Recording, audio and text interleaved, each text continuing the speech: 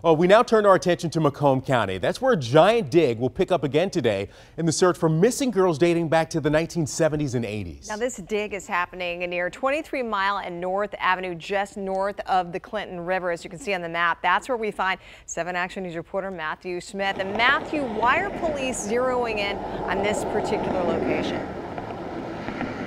So this is the same location, or nearby the location, where they found the body of a young girl in 2008 that had gone missing decades earlier. You can see they've actually got a sheriff's deputy set up, kind of blocking off this heavy-duty equipment that will go deep into the woods where they believe the burial site of a serial killer is. Now, the person they believe linked to all this, well, he's long denied that he ever did anything to those missing girls.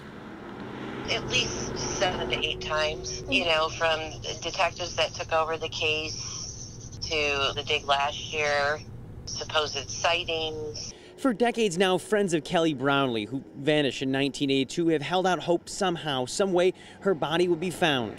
If it can bring one family closure, they've done their job. It's not unheard of. In fact, in 2008, a similar dig led to the remains of Cindy Zarzicki. The man who led investigators to her body would eventually tell them this. I'm into was in teenager.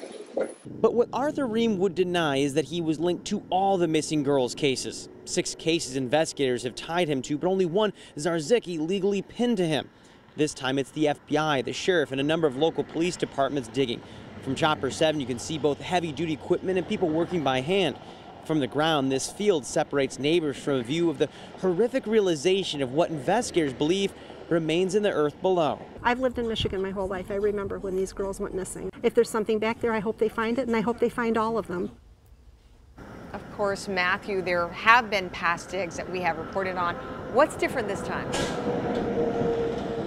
What's different this time is technology continues to change, upgrade, if you will, year to year. So there is hope that by going back out to the same location, a similar location where they found that woman in 2008, they will be able to find more of these girls that they still believe to this day are buried out here in this area in Macomb Township. Whether that happens, we'll have to wait and see. You know, those families are praying for it. Thank you for that live update, Matthew.